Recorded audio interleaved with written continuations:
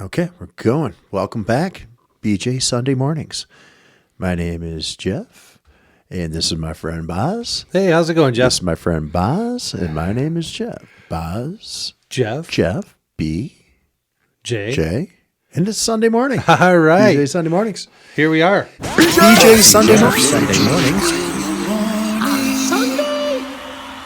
In honor of the campaign, I'm sporting a dragon shirt with a guitar, and see, that's a pretty sweet little telling you, the dragon icon. You could be see, you know what that'd be perfect for? trying to get it on camera here. Because you could play a bard in Dungeons and Dragons. A bard, Which are musicians, but they also fight and can cast magic. Sounds a lot like Yeah, me it to start does with. sound a lot Like like- the two things I really enjoy: fighting and playing music. Yeah. And let's not forget about your spirit animal. That's right. The dragon is my spirit animal. See, And Neil Diamond. I think Neil Diamond might have been a dragon, or he's still alive, right? He might be a dragon. I hate when I think do Neil that. Diamond could be a god in the pantheon of Dungeons and Dragons. He very well could The be. god of all bards. Yeah. Yeah, he very well could be. He's also a national treasure. So let's not forget about that. I agree. Okay. I agree. So picking up where we left off. Cracklin' Rosie? Cracklin' Rosie, get on board. So, picking up where we left off, we're in the campaign of the Isle of Doom. We've got 5 wayward characters that are finding themselves in this little adventure that nobody planned on being in. They are possibly on the Isle of Doom, although it's not really named that yet. No, we know we're in the area of the Sapphire Cove, and there's many different little islands along in that area, and we're on one of those islands, and we're kind of working our way through that island in search of a flower. Let's bring up the map, Boz. Let's give it. We got a little map here that gives us a little idea of the world that we're in right now. Yeah. So, just taking a quick look at that, where we started. Go ahead and zoom that in a little. Yeah. Okay, so There's right our here town. in the center of the screen, you see the coastal city of Thulist. Yeah, I don't know how the pronunciation comes out of Sithulist. How that You can see why when I first saw it, I thought it was called the city of Shitlist. it looks a lot like Shitlist. But it's not. It's Thulist. It's kind of a shit show in Thulist. It also creates a lisp, That it does. so people there talk really weird. So now we're out adventuring in this cove out here in the Sapphire Coves, and we're on one of these here islands. Although I couldn't necessarily point to the right one at this time, I'll have to revisit with some of my compadres in the adventure to sort that out. But needless We to say, don't have the ability to point. Oh, right, now that's right, anyways, that's but right, we okay. know we're a little ways from we're Thulist. It's brutal, man. It's just We are. hard to say. we are yes. It's hard to read. It's hard to look at. So anyway, we find ourselves in a temple of sort, in a pyramid, a Mayan pyramid, also known as a Ziggurat. ziggurat. Yep. And so that's where we're at. So we went to the top of the ziggurat to kind of check things out. Might as well explore from top to bottom if you can. So we went to the top and we found that there was these 3 different god figures, right? A male, a female, and a child, right? So they're up there, and we're trying to sort out what is this all about. So we did a check, a history check or a religion check, and gleaned a little bit of information about it, but not much. Are they statues or They're are they statues. actual? Okay. Yeah, they're statues, right? And so this upper level and these statues were kind of like bells or something, like where you could signal the patrons of these gods that, hey, it's time to come to worship, or there's some kind of a meeting or whatever. And so all the folks in the isle areas would probably be able to hear this and then come out of the woods and do their thing and visit and sacrifice or worship or whatever it was that they did. We don't know that yet, right? So we didn't find much there. We went down another level. We encountered some creatures, some skeletons and some other things there. We battled them. We're successful. We took a long rest, and so now we're waiting to kind of head further down. So as we start working our way down, we hear some activity. We don't know what it is.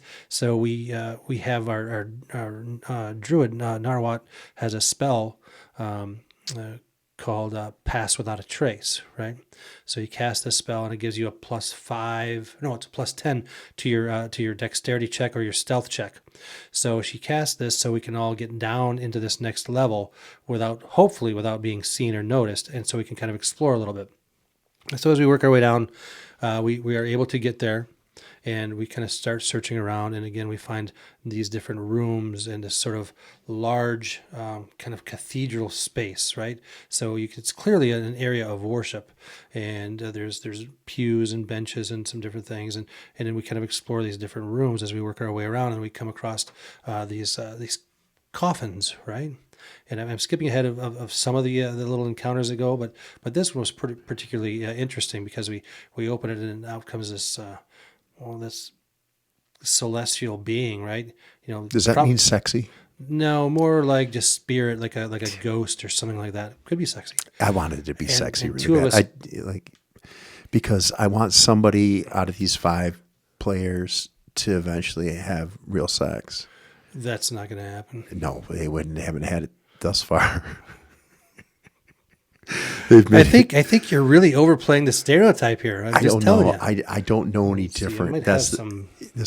This may not be the place. No, you know what? I'm not going to go there. Yeah.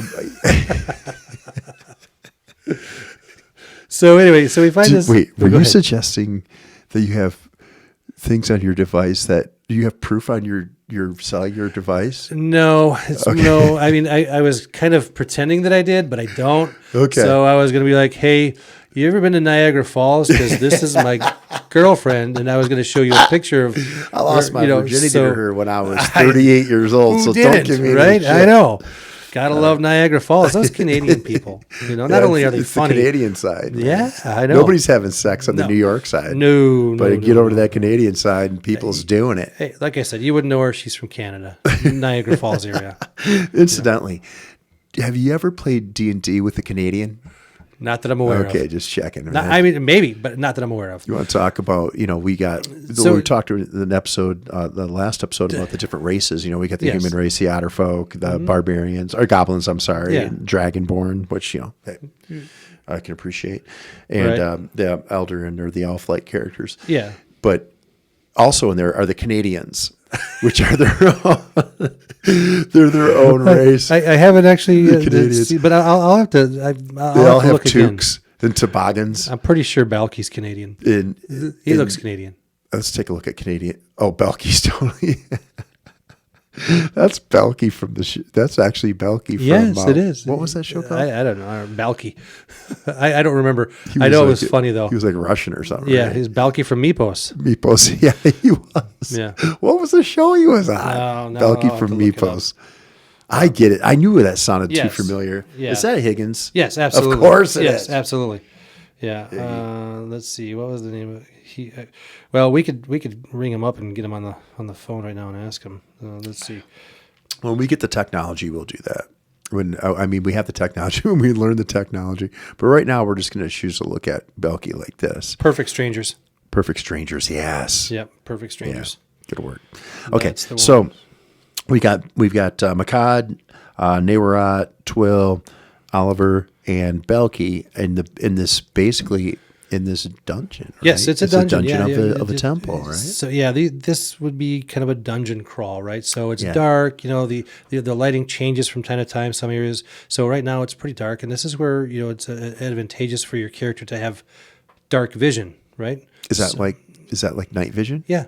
Yeah. Okay. So they can, they have an innate ability, and then there's also magical items that will allow you to get dark vision if you don't. Like, are they humans, in the form of goggles, like they night are. vision goggles? So so that's exactly what they're called, goggles of night, right? And so you wear them, and then you have now dark vision, because human characters don't have dark vision naturally, right? Where some of the other ones do. Who has what race has dark vision? Well, I think otterfolk have dark vision, and I think the goblin have dark vision. I think the which makes sense that the damn goblin. There's a variety. I'd have to go back through the list, but dark vision is pretty common. It's usually about 30 feet of dark vision, depending on what your character race is, and some are a little bit farther, but it helps. But then you get somebody like my character is human, doesn't have dark vision, so he decides he's going to throw on a torch and light up a torch and screw up everybody's dark vision, and they're all like, "Oh, you dick!" Did you blind everybody? Yeah, probably, But so it draws attention to the idea of having dark vision is you can kind of sneak your way through. But, my character doesn't. So he's like, oh, this looks like a good place to light a torch. Bring your character back up there, Bowser. Yeah. Because I think there's an important, he has dark vision statistic that we need here. Well, that he does have dark vision now, and you'll see it on right. here. He's got dark vision, but let's go zoom out a little bit. Where's intelligence? Intelligence. He's a 9, and he gets a -1. So basically, you're an 8 out of the gate, right? Yes. And so you lit a torch when everybody else had night vision. Yeah. Okay, fair enough. Yes, but you know what? He doesn't mind because his dexterity usually gets him out of trouble, right? But again, this kind of tells us a little bit about him because he's not worried about the group so much. He's like, well, you know what? I got to be able to see, so I'm going to go ahead and light this torch. And yeah, it might screw things up for everybody else, but you're not dead yet. Yet. So, what do I care? Right. And it kind of feels that way sometimes, right? But that's kind of how it works. So we're in this next level. We hear some commotion. We find this this room, and it's got these coffins, right? Mm-hmm. So we're like, ooh, what's in here? So we kind of start searching around. Of course, you find a door. When you find a shut door, you don't know what's on the other side, Jeff. So what are you gonna do? You just open the door. Got to find out what's going on over there. Yeah. So we use some of our abilities, which they're not actually on here right now. So I guess I can't do that. But that's on another page. But anyway, so you roll a dice, right? We do a perception check. Oh yeah, bring up the dice. We wanted to bring that graphic up earlier. Remember we were talking about just now. I've seen they come in hundreds of different colors.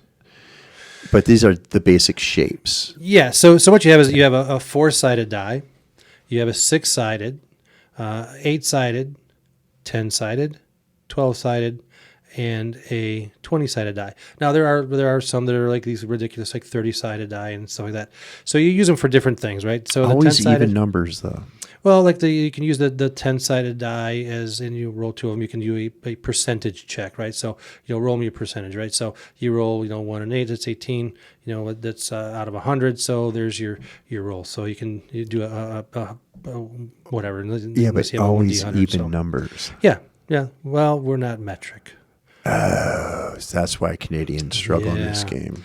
So, but they're used, but typically like the 20-sided die, which is over here in the lower right, is the one that you would use for trying to hit something or doing an ability check or whatever. The other ones are for a variety of different things, but mostly for damage rolls and stuff like that. So anyway, so that's the cluster of dice, and everybody's got whatever. Like you said, there's just a myriad of colors and even sizes to some degree, but you can do them. And now we have digital dice too, so you can just roll them on your computer. So here we are in the dungeon. Yep. And Oliver Boots decides that he's going to light a torch, blind his crewmates. He's going to blind the folks around him in hopes that he can see what's going on himself. Right. Well, so he did that because he's got to be able to get through the dungeon as well, right? And so it's dimly lit or it's dark, so he lights it up. So we find the door. So we're gonna, open the door. We do a perception check. We roll a die, and we see what number comes up. And then you add your bonuses. Like for example, on Oliver's character, he might get a +5 or a +3, or if it's some kind of an intelligence check, he would get a -1, right? Right. So you subtract that from that dice roll that you have, and based on that, the DM will tell you whether there's something there or not.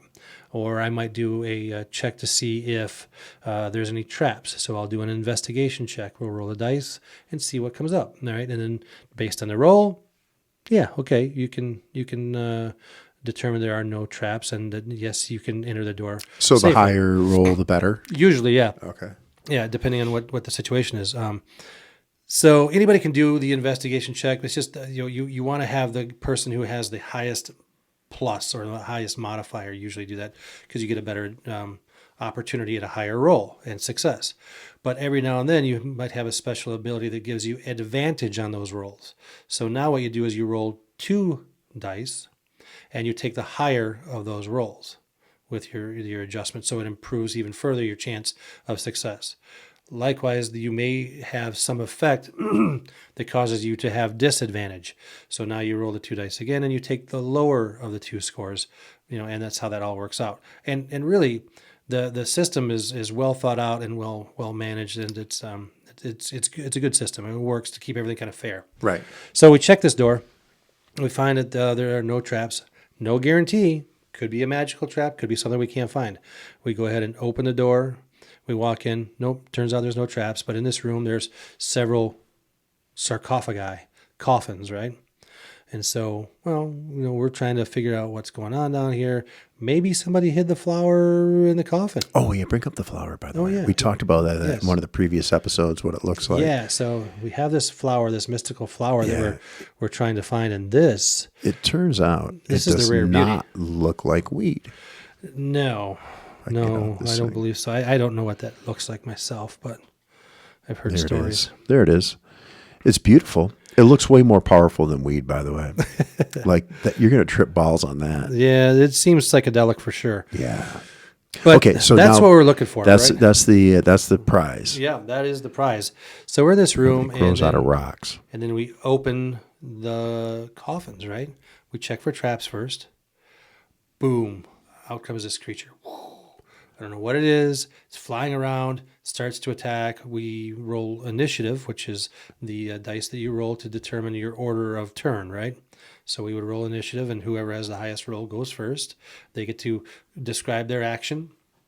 I move away from this monster, and then I use my spell to attack it, or I hold my action until somebody else does something, or I can move in and attack with a sword or whatever. So there's a variety of things that you can do. So everybody kind of goes through their turn. So if I'm first, I'm going to say, all right, describe to me this creature. It's a winged creature. It's flying around.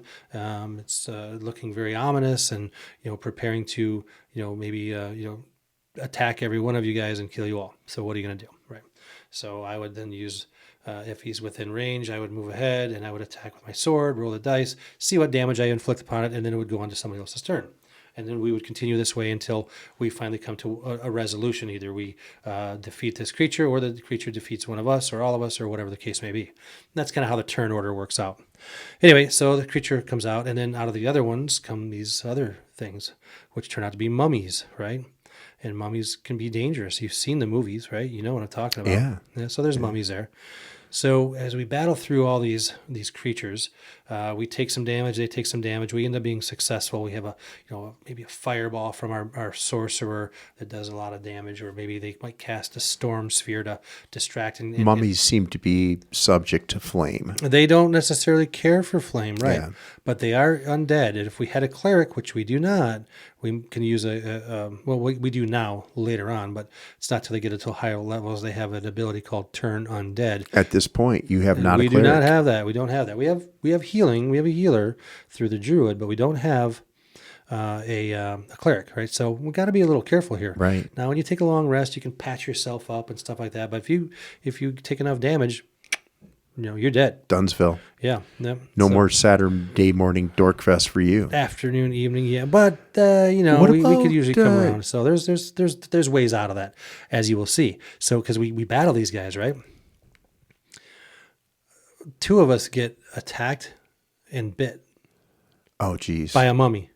Oh, does that make you a mummy? Is it like a zombie type thing? No. Okay. Actually, I think it's worse. Uh-oh. If you don't successfully make your saving throw, which is another roll of the dice, right? You have this list of things that are called saving throws, and they have a certain difficulty level that you have to achieve. So if it's a DC 13 or 15 or 16, whatever, you have to roll your dice and at least match that or go above it. On one roll of the dice. On one roll of dice. Damn, that's a bit stressful. It is. So you roll a dice and a fail. Oh, geez. Now what fails? We both fail. Now we have mummy rot. And the only way to get rid of mummy rot is with a high-level spell that will kind of remove that curse, right? It's a curse. So now we're mummy rot? Mummy rot. Let's talk about mummy rot for a second. I can bring up the mummy. Yeah, fine. Yeah. Wait, Yeah, I mean, so if you you can want to see. bring up a mummy. Yeah. But let's talk about what mummy rot is. I mean, now their mummies, aren't they already rotten? Oh, but you're not. you're still flesh. Yeah. So you start to rot like the human. Yes. Oh, geez. Yeah. So we've been inflicted with mummy rot, right? So we're like, oh, so you start losing more hit points, and you're in a rough shape. So we're like, okay, I don't know what we're gonna do. Where did you get bit? I think it was on the shoulder or something like that. I don't remember, but it was a battle. Right? We were in a battle, right? Right. I mean, you're going to get injuries. Yeah, things are going to happen. It's a given. You just don't expect that to happen. You just don't get laid. Anyway, you got mummy rot. Back to that again, huh? All right. But anyway, so we get the mummy rot. It's a bad thing. Successfully clear out all the creatures in a particular room, and then we come across another creature who puts us on a bit of a side quest, right? So this creature, because we're gonna die with this mummy rot.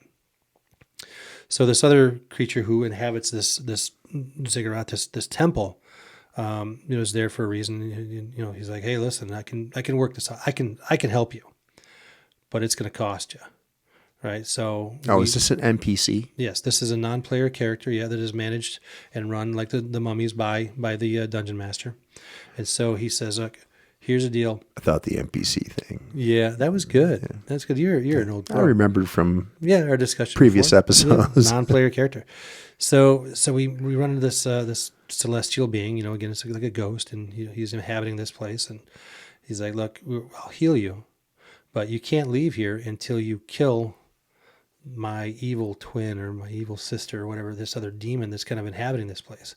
You can't leave, right? And if you try to, you're going to feel this burning. We get this sign, this like little symbol on our skin. And if we try to leave or go away from our quest to banish this other evil spirit, we'll end up dying because of that. So now we're kind of doubling down on the evil here, right? So, we're cured of the mummy rot. So wait a minute. And when we die, we'll regain consciousness. So we've got that going for us. Yeah, which is nice. Which is nice. Yes. So she also had the same thing. Yes. She also had the same thing, and she did not roll out of it. No. Okay. No. So we're both cursed at this point, right? And then we're double cursed. We're cured of the mummy rot, but we're cursed because now we can't leave this space until we finish up this other exercise to kill this other evil spirit that inhabits this place that is already it's obviously pissed off this other semi-benevolent being who has healed us. He didn't do it for free though, right? Right. What was the price? Yeah. Well, we can't leave here until we kill that other being. That's right. Yeah, that's so you got to kill his whoever pissed nemesis. him off. Yeah, his nemesis, the evil being that pissed him off. But he's related to this nemesis. Yeah, it seems so this that might way. be about money too. This might be about inheritance. Well, money, power, I mean it's all kind of there, right? There's a whole lot going on. So that's where we're at, man. We're working our way through. So we've attacked the mummies. We've battled the mummies. We were successful. Found some pretty cool stuff. We dig around, find some loot. We find some different amulets, and we find some evidence of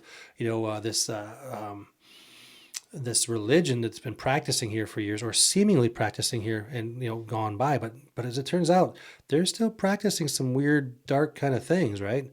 And protecting this flower that we're searching for. Right. And so now we're like, okay, shit is getting a little dark. Things are getting weird. Yeah, they are. Yeah. So what's next, right? So we kind of clear this space out, and we go around the corner, and we start working our way through this dungeon. It's huge, by the way, right? The deeper we go, the bigger they get, right? So now we come across this spot. There's a trap. So we're working our way along, and then boom, the floor falls out in front of us, right? And so we're kind of trapped, and now we have these other creatures coming from behind that are attacking us. They sort of minions of these gods or these priests that are still using this temple. So now what are we going to do, right? So we can't really get across this little chasm. There's these pit spikes in the bottom. One of us had fallen down there and took damage, so we had to kind of work our way out. Of course, it alerts these other creatures, and so now we got to try and work our way out. But fortunately, we are able to, kind of work together again. Makud is able to shoot some lightning and stuff down the hallway to kind of, kill some of these creatures and keep them at bay. our man Balky there, he sets up, in the shadows there with his bow and arrow. He's kind of hidden, so he gets advantage on his attack rolls, and he's able to plink some arrows down there while I'm being rescued out of this pit and brought back up to the surface. You're having a rough go. I always have a rough go. My character is not real bright, so he doesn't do smart things. Oh, he just kind of gets in the middle of it. He's not. He's gonna take damage, right? So he gets pulled back out, and then Narawat. Man, I'm gonna have to ask her how to say that. Yeah, but anyway, I have Narawat. Narawat. Yeah. That sounds right. Yeah. So she casts this spell, which creates a lot of these briars, right? These thick thorns. It's a thorn bush between us and these other creatures, which gives us some time. We're trying to bait them out of this hallway, this room they're in. They just won't come out, right?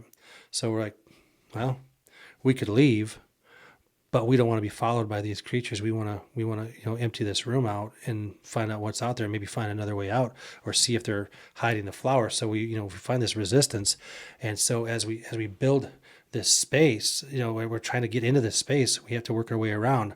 So we find another way around to this room, and we know there's a bunch of people in there. We can hear them, right? We listen to the door, we roll our perception roll, and we're like, there's going to be a lot of creatures in here. So what are we going to do? Because we've already taken a lot of damage. So we try to heal up as best we can, but there's not time for a long rest, which will heal let you heal things up. So you know what? We decide we're going to go for it. So we kind of get set up. Here's our marching order. Meat shield up front. I got to get those graphics together. Yep. Because she does not look like a meat shield. She is, though. Yeah, she absorbs damage as well. Job. She absorbs damage as well as anybody. So we're getting ready, checking the door, prepare to unlock the door. And, so as we and that's Twill, right? Twill's the meat shield. Yeah, Twill's the meat shield. I'm unlocking the door, checking for traps. Got the keys. Turns out it's not locked. Start to push the door open, and, well, we'll see what happens next. All right. That's a good place to hang off right there. That's a good spot. So when we come back next week, we're going to find out what's going on. Right now, we've got Oliver Boots, but we know it's Oliver Butts. He's got his head peeking through the door. You got Twill, the meat shield, standing right in front of you. Just standing right next to me, ready to go, right? That door opens. She's probably going to fly in there and start just knocking heads together.